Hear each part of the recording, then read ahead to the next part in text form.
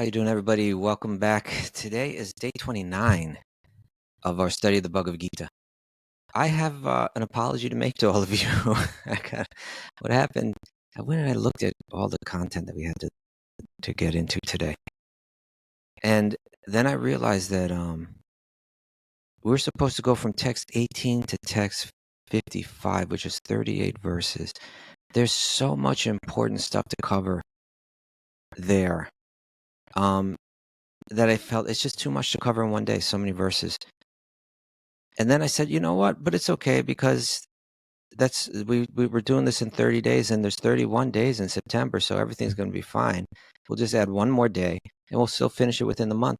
And then I looked at the calendar and I realized 30 days has September, et cetera, et cetera, et cetera. And there's only 30 days in September. And then I said, should I just try to squeeze it in so that we get it in within the month? And I said, no, we can't do it.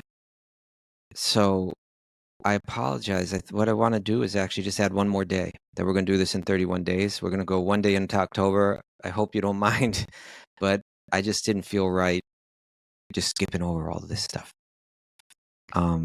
So hopefully you'll be glad, and let's go ahead and get right into it today. There's so much important stuff here now. At the beginning of this chapter, which we covered yesterday, Krishna explained the essence of renunciation isn't about walking away from work.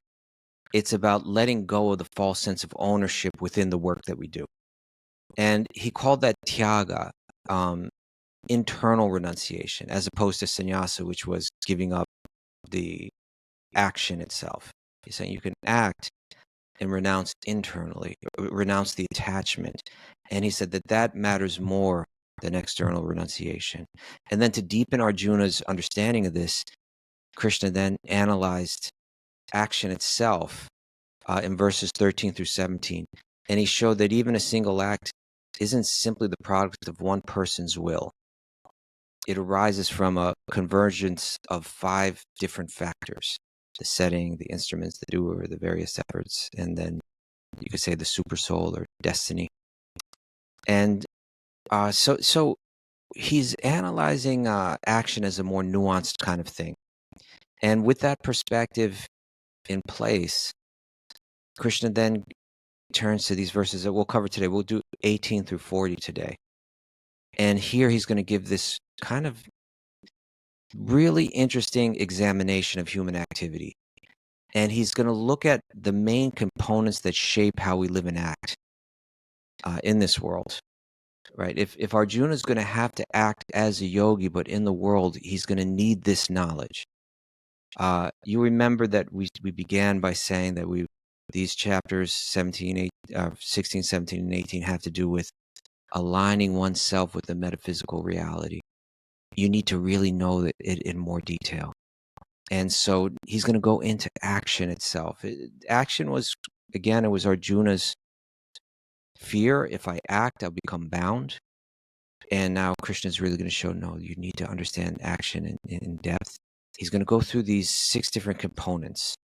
In text 18 and 19, he points out 3 components of action that shape how we live and how we act. And when he begins to unpack them through the chapter, he expands that list with 3 more. So in total, there's 6 facets of action, or components, if you want to call them that play out in life, how we live. And they are the following. They are knowledge, which you could say is how we perceive. There's action itself, how we act. There's the doer. You could say this is how we choose in life, or our sense of agency. And then there's intelligence, how we evaluate. There's determination, how we persevere. And in the end, he discusses happiness, how we experience. So how we perceive, how we act, how we choose, how we evaluate, how we persevere, how we experience. And he's going to show in a similar format that he's done previously in the 17th chapter and also in the 14th chapter. He's going to show how, one by one, how each of these is colored by the 3 modes of material nature.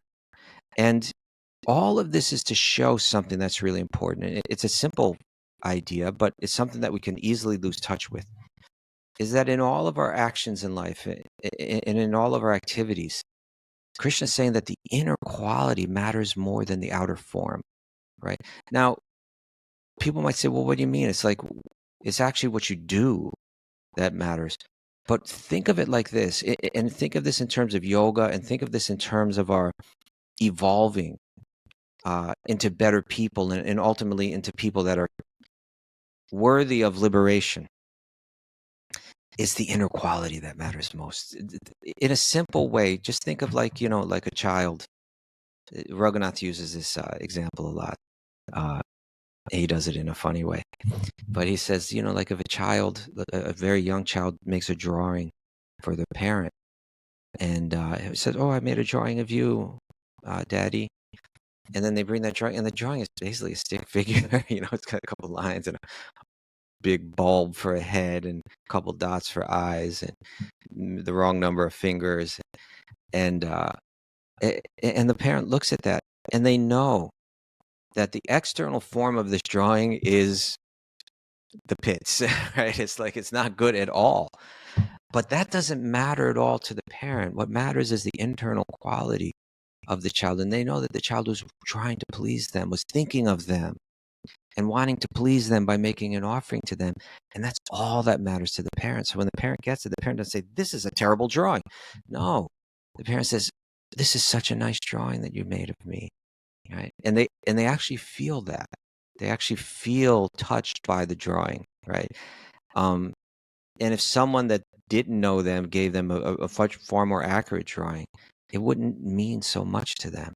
And Krishna's talking about the internal work we need to do to become better people and ultimately liberated people, and in the bhakti context, liberated into prema, into divine love. So as we move on, 18 and 19 began to kind of give a bit of a table of contents, but we get started in texts 20 through 22, which are going to analyze jnana, knowledge, how we perceive.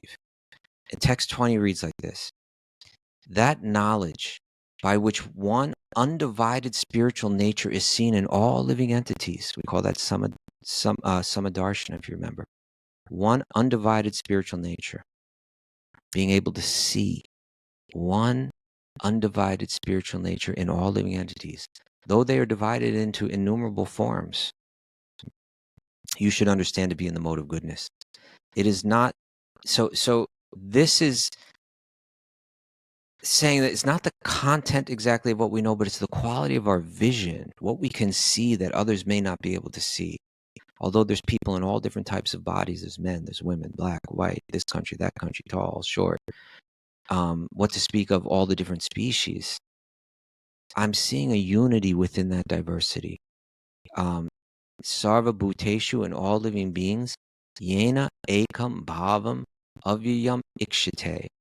I'm seeing one principle, one ekam, one bhavam, principle, avyayam, of that imperishable unity, right? I'm seeing spirit. That's knowledge in the mode of goodness. That's what when you have a peaceful mind and a content mind, you might be able to begin to see like this, right? Whereas next we get knowledge in the mode of passion, text 21. That knowledge by which one sees that in every different body, there's a different type of living entity you should understand to be in the mode of passion. This is actually seeing diversity within unity. It's judging a book by the cover. I don't see very deeply. I see differences as opposed to unity, right? That tells us a lot in our dealings with people, in politics, in society. Look for people that see unity and diversity, that may be thinking on a higher level. And when you see someone that's really fixated with diversity, we can understand that their thinking is in the lower mode, in the mode of passion. And then finally in the mode of ignorance. That text 22, and that knowledge by which one is attached to one kind of work as the all in all, without knowledge of the truth, and which is very meager, is said to be in the mode of darkness. We meet sometimes people are very narrow-minded. They have their own field of interest, and they have no appreciation for any other field of interest, right? Very narrow knowledge and very limited knowledge in the mode of ignorance. They kind of see everything through the lens, or they kind of they judge everything through the lens of their narrow interest. Okay. Now text 23 through 25 deal with action, karma, how we act in this world. Text 23, that action which is regulated and which is performed without attachment, without love or hatred, and without desire for fruit of results is said to be in the mode of goodness. I want to be clear here. When it says without love or hatred, let's be more clear about this. There's another thing I want to share, and this is a good time to bring it out, because what we're going to find here is, again, Krishna is telling Arjuna to act in this world, be a warrior, do your duty, take up your social responsibilities, but do them as a yogi. And we're going to find that when one does their social responsibilities in the sattva guna, in the higher modes in the mode of goodness, that they are a yogi. And we get a lot of yogic language to explain it. Here we heard that action that is one niyatam, regulated. Yogis regulate their life. Sangha rahitam, without attachment. And then araga dveshataha. Raga means attraction. Dvesha means aversion, or you could say like repulsion, or like I'm either attracted, my senses are attracted to some things and repulsed by others. So araga, without attraction or aversion, going beyond the temporary programming in the mind that wants this and doesn't want that based on superficialities. Very important yogic principle. And then apala prepshuna, without a desire for the results of the activity. Apala, without the fruits, right? This is yogic language. That particularly is karma yogic language. That's action in the mode of goodness. Text 24, but action performed with great effort by one seeking to gratify their senses, and enacted from a sense of false ego. That is called action in the mode of passion. We can see we're always getting this opposite in the mode of passion, and it always has to do with the selfishness within it, right? I want something that I don't have. It's kind of, we're always kind of getting the opposite of the content mind. Then text 25, that action performed in illusion, in disregard for the scriptural injunctions, and without concern for future bondage or for violence or distress caused by others, is said to be in the mode of ignorance. Just look at when you see violence in the world, you can immediately begin to think, tamaguna, right? In most cases. Of course, Arjuna is being asked to fight a battle here, but in most cases when we see this, a disregard for scriptural injunctions, etc. Okay, next it moves on through text 26 through 28, karta, the doer, how we choose our sense of agency. Right? One who performs their duty without association with the modes of material nature, without false ego, with great determination and enthusiasm, and without wavering in success or failure, is said to be a worker in the mode of goodness. Now, a lot of times when we think of mode of goodness, because it involves being content, we may mischaracterize it as being kind of idle, without like strong determination. But try to see beyond that superficial misunderstanding. Here we're hearing how one acts, how one chooses, how one does in the mode of goodness. It says it's mukta sango, free from attachment. It seems like that's always coming in sattva-guna.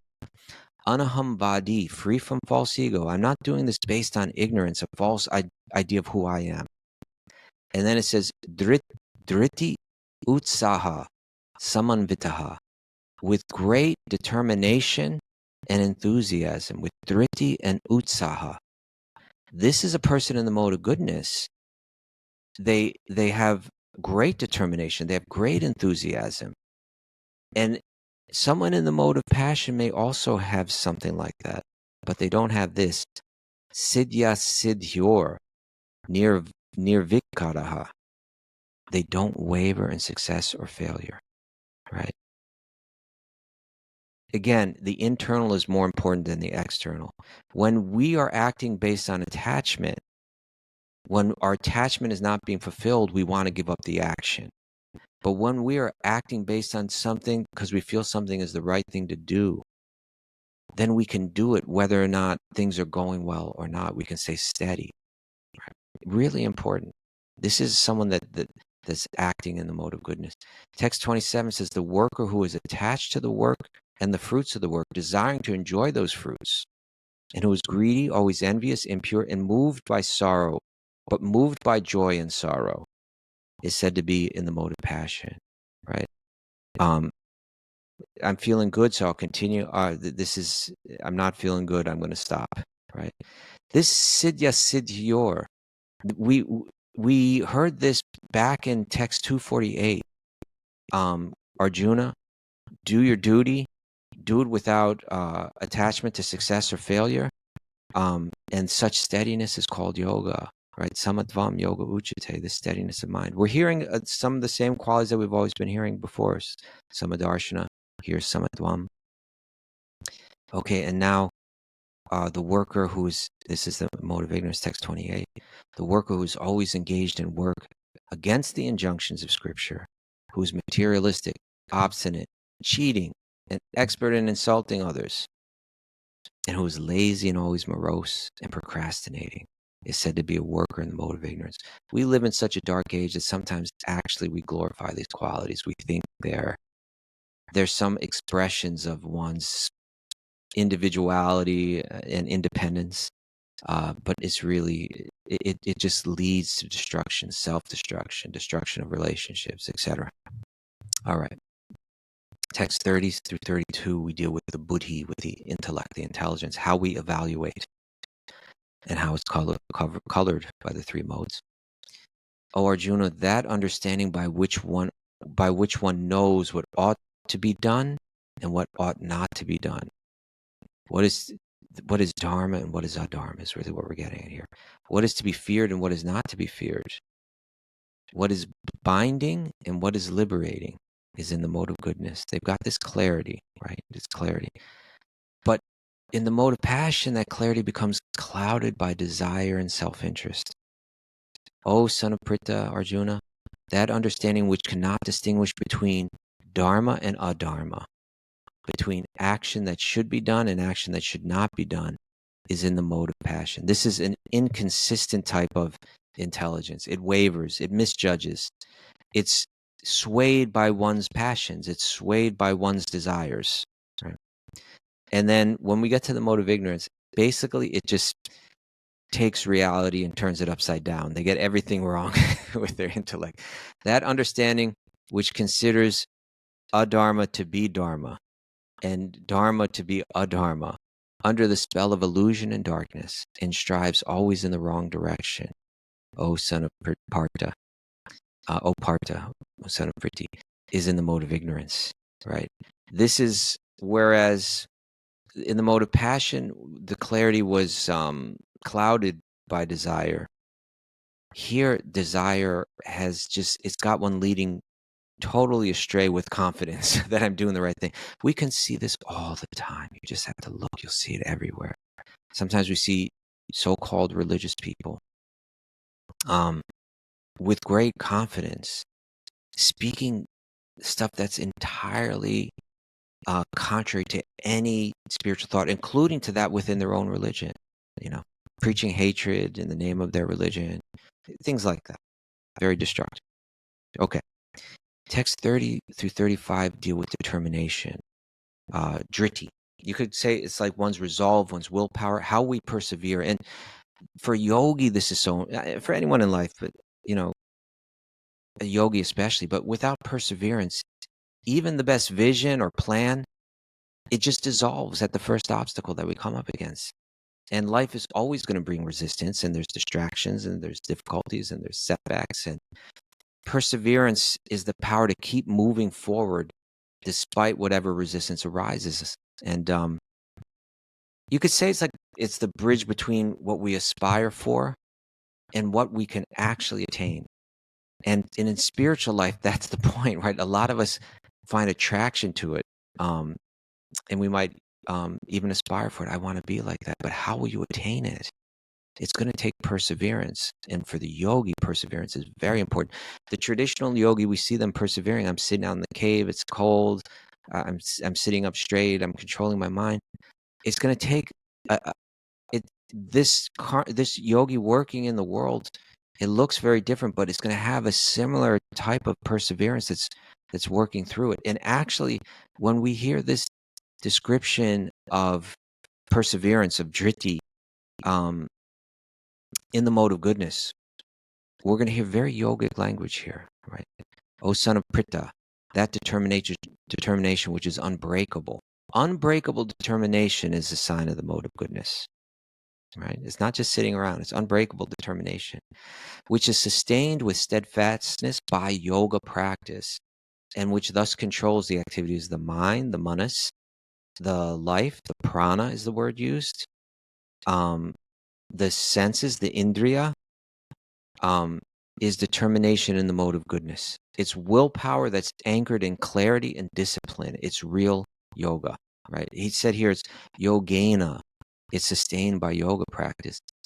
Avya bi charinya, without any break. This is a yogi, right? Even if they're working in the world.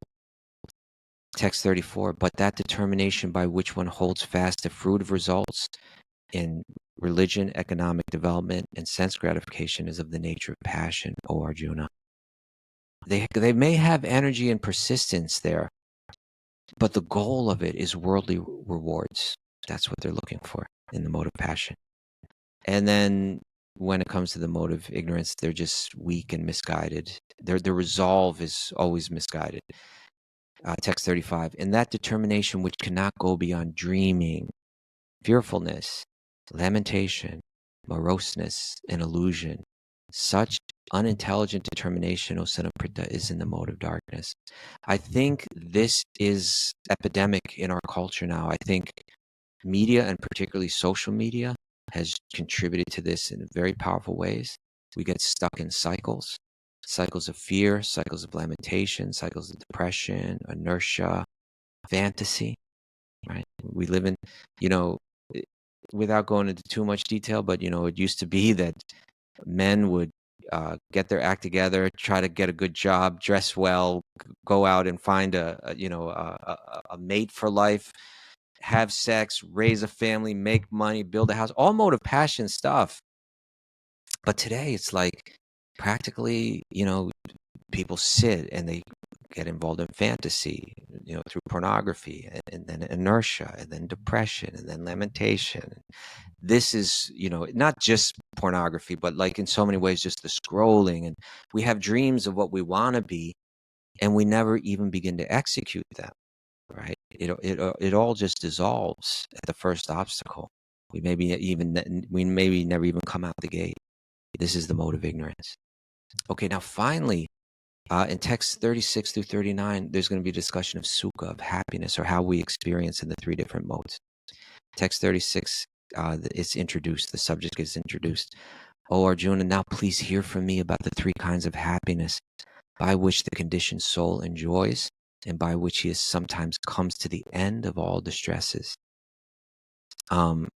Text 37, Krishna is going to bring the conversation to the topic of happiness, or in the mode of goodness.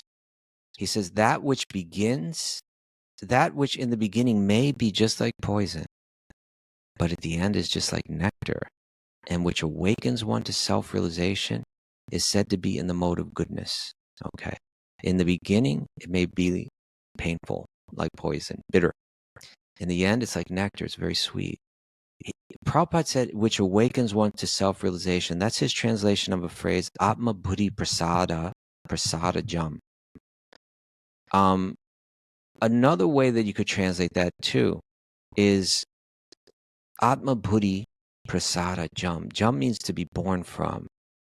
And Atma Buddhi Prasada, you can say it means it's born from a serene mind, right? Born from the serene mind. This happiness in the mode of goodness is born in or from the serene mind. In the beginning, it's maybe like poison, But because your mind is serene, you can tolerate that. And you can go deeper, deeper until you get to where you get to the real sweetness. And then you get to this lasting happiness. Right? Text 38 is in the mode of passion. That happiness which is derived not from the serene mind, which is more an internal process.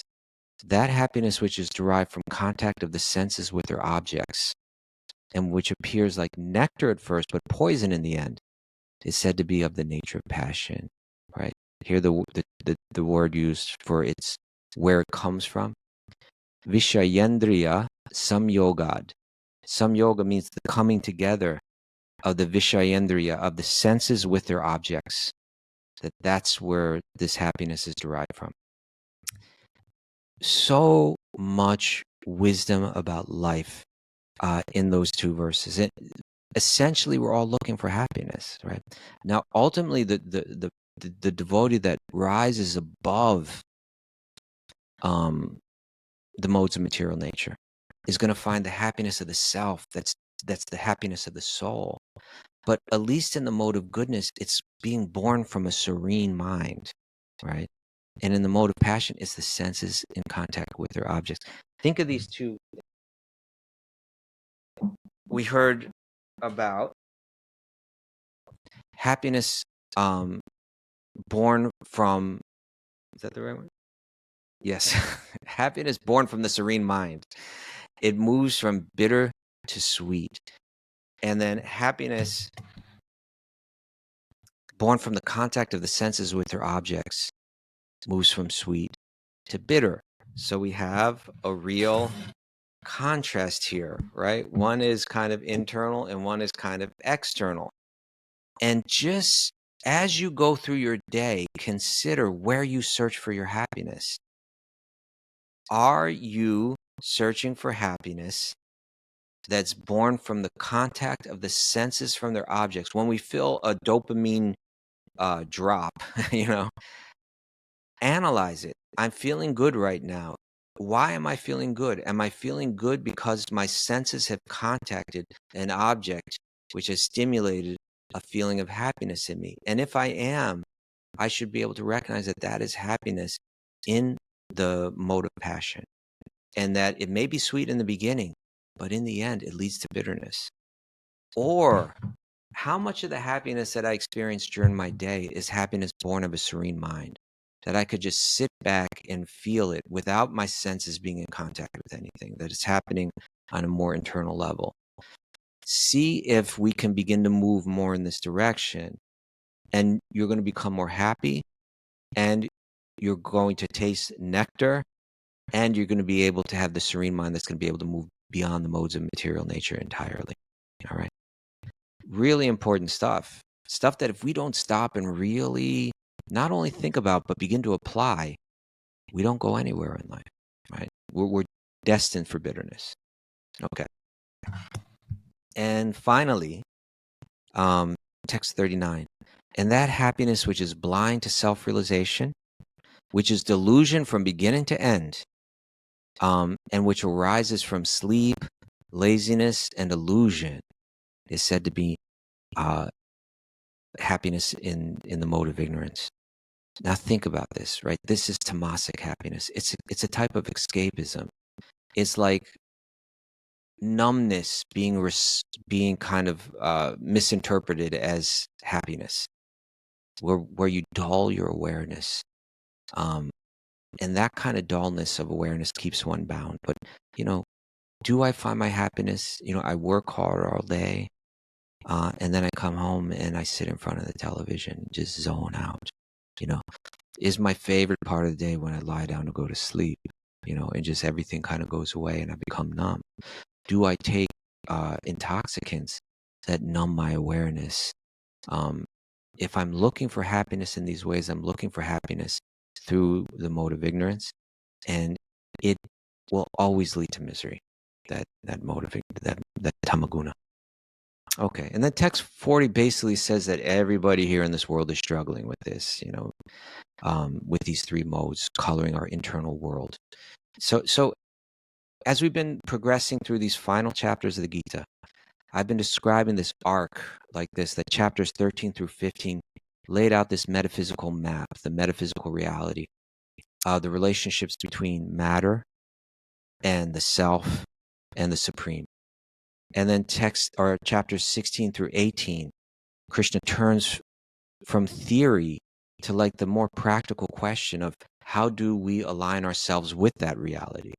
So he's moving from theory to practice, and a critical part of that practice is understanding the reality of the three modes. And so the 17th chapter was all about that, and we've just gone through a large chunk of the 18th chapter that is dealing with these three modes. Remember that I said to you that there are outside forces that are constantly pressing on our mind, coloring how we think, how we feel, how we act. If the self is to rise above this bondage, then it needs to see clearly how these influences are shaping it, right? Outside influences altering our minds. So that's exactly what these verses have been dealing with. They gave us a thorough, you could call it like a diagnostic account of how the gunas filter into every corner of our experience, our knowledge, our actions, our sense of agency, our intelligence, our determination, and even our happiness. And with this map, we can begin to recognize, oh, I'm operating a sattva guna. I'm operating a rajaguna. This is tamaguna, right?